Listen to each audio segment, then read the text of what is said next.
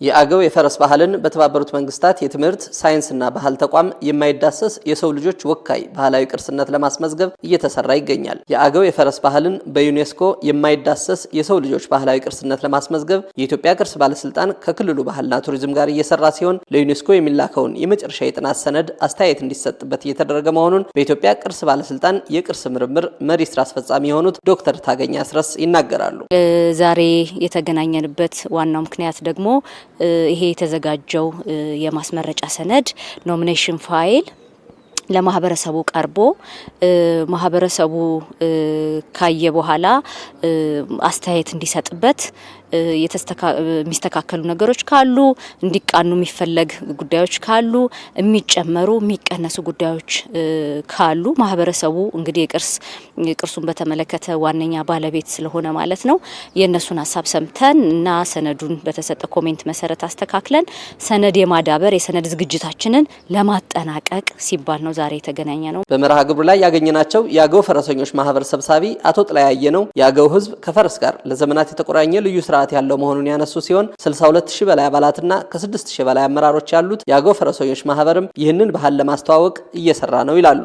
የግብርናውን ስራ በለው የህክምናውን ሰው የታመመ ወደ ህክምና ለመውሰድ በለው እህል ለመውቃት በለው እህል ለመጫን በለው ወፍጮ ቤት ለመውሰድ በለው በቃ ያለ ፈረስ ምንም የሚከወን ነገር የለም። በቃ ፈረስ በሄደበት አገው አብሮ አለ ማለት ነው። አገው ባለበት ደግሞ ፈረስ አለ ማለት ነው። የአገው ፈረሰኞች ማህበር አንጋፋና ታሪካዊ አደረጃጀት ያለው ነው። አደረጃጀት አለው። ዞናችን ውስጥ 6400 አመራሮች አሉት። አገው ፈረሰኞች ማህበር ስር ሆኖ የተጣላ ካለ ወደ ፖሊስ አይሄድም፣ ወደ ፍርድ ቤት አይሄድም። መጀመሪያ በማህበሩ ነው የሚዳኘው። የአዊ ብሔረሰብ ዞን አስተዳዳሪ አቶ ቴዎድሮስ እንዳለውም የአገው የፈረስ ባህል ከሀገር ክብርና ፍቅር ጋር በእጅጉ የተሳሰረ መሆኑና የተለያዩ በጎና ገንቢ እሴቶችና መርሆዎች ያሉት በመሆኑ ለውቅናው ትኩረት ሰጥቶ መስራት እንደሚያስፈልግ ይገልጻሉ። የአገው ፈረሰኞችን ልዩ ከሚያደርጉት መገለጫዎቹ ቀደምትነቱ ተጠቃሽ ሲሆን ቀደምት አደረጃጀትና የአሰራር ስርዓት ያለው በመሆኑም ቀደምት የአስተዳደር ጥበብና ልምድን ያመላክታል። የአገው ፈረሰኞች ከሀገር ክብርና ፍቅር ጋር የተያያዙ የሀገር ክብር፣ ህብረ ብሔራዊ አንድነት፣ አቃፊነት፣ አርበኝነትና በርካታ እሴቶች ያሉት ሲሆን ፈረስ በተለየ ሁኔታ ደግሞ ከአገው ህዝቦች የዕለት ተዕለት ህይወት ጋር ቁርኝት ያለው በመሆኑ የተለየ ያደርገዋል። የአገው ህዝብ ይህ ቅርስ በተባበሩት መንግስታት የትምህርት ሳይንስና ባህል ተቋም እንዲመዘገብና የህዝቡ ባህልና እሴት በዓለም አደባባይ እንዲተዋወቅ ለማድረግ ሲጠይቅ መቆየቱን የተናገሩት ደግሞ የክልሉ ባህል ቱሪዝምና ስፖርት ቢሮ ኃላፊ አቶ መልካሙ ጸጋዬ ናቸው። የአገው ህዝብ ይህ ቅርስ በዓለም የማይዳሰስ ቅርስነት እንዲመዘገብ ለበርካታ ጊዜ ጥያቄውን ሲያቀርብ ቆይቷል።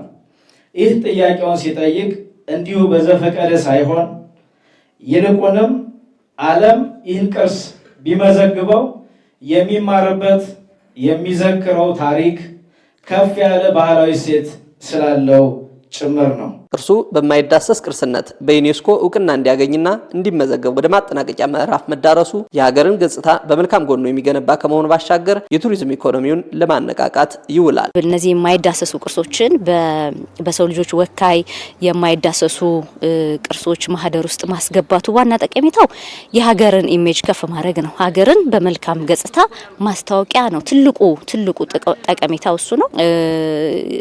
መረጃው በዩኔስኮ ድህረ ገጽ ይለቀቃል ከተመዘገበ በኋላና ያንን በማየት ቱሪስቶች ወደ ሀገራችን እንዲመጡ ከዛ ደግሞ ኢንዳይሬክትሊ ለአካባቢው ለሀገር የገቢ ምንጭ እንዲሆን ማድረግ ምርምሮች የተለያዩ ተመራማሪዎችን መሳብ በህዝቦች መካከል ያለውን አብሮ የመኖር የወንድማማችነት መንፈስ ከፍ ማድረግ እና የመሳሰሉት ጠቀሜታዎች አሉት ማለት ነው።